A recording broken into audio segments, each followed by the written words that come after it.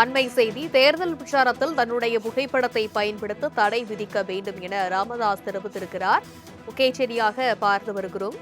தேர்தல் பிரச்சாரத்தில் தன்னுடைய புகைப்படத்தை பயன்படுத்த தடை விதிக்க வேண்டும் என பாமக நிறுவனர் ராமதாஸ் சென்னை உரிமையியல் நீதிமன்றத்தில் புதிய வழக்கு தொடர்ந்திருக்கிறார்.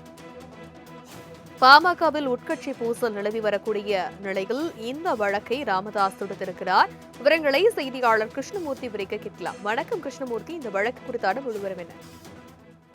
வணக்கம்.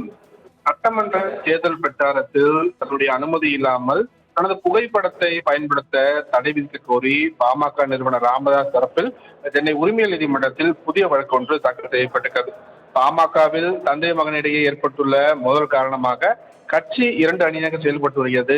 இந்நிலையில் பாமகவின் பெயர், கொடி மற்றும் சின்னத்தை பயன்படுத்த அன்புமணிக்கு தடை விதிக்க கோரியும் கட்சியின் தலைவராக தம்மை அறிவிக்க கோரியும் ராமதாஸ் சார்பில் சென்னை உரிமையியல் நீதிமன்றத்தில் ஏற்கனவே மனு தாக்கல் செய்யப்பட்டிருந்தது. இந்த வழக்கை விசாரித்த உரிமையியல் நீதிமன்றம் மற்றும் சென்னை உயர்நீதிமன்றம் ஆகியவை ராமதாஸ் தொடர்ந்த அந்த இடைக்கால மனுக்களை தள்ளுபடி செய்து உத்தரவிட்டிருந்தது.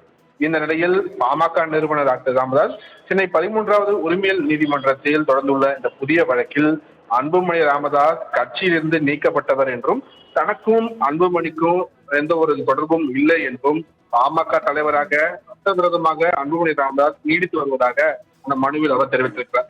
மேலும் தேர்தல் பிரச்சாரத்தில் தன்னுடைய புகைப்படத்தை தனது அனுமதி இல்லாமல் அன்புமணி தரப்பு வேட்பாளர்கள் 18 பேரும் பயன்படுத்தக்கூடாது என்றும் அதற்கு தடை விதிக்க வேண்டும் என்றும் அந்த மனுவில் அவர் கேட்டுக்கொண்டிருக்கிறார். இந்த வழக்கு இன்றைய தினம் நீதிபதி தர்மபிரபு முன்பாக விசாரணைக்கு வந்தது. அப்போது இந்த வழக்கு தொடர்பாக அன்புமணி தரப்பு 18 பாமக வேட்பாளர்களும் நோட்டீஸ் அனுப்ப உத்தரவிட்டு இந்த வழக்கின் விசாரணையை ஏப்ரல் 21ஆம் தேதிக்கு நீதிபதி தள்ளி வைத்திருக்கிறார். தனலட்சுமி. விவரங்களுக்கு நன்றி கிருஷ்ணமூர்த்தி.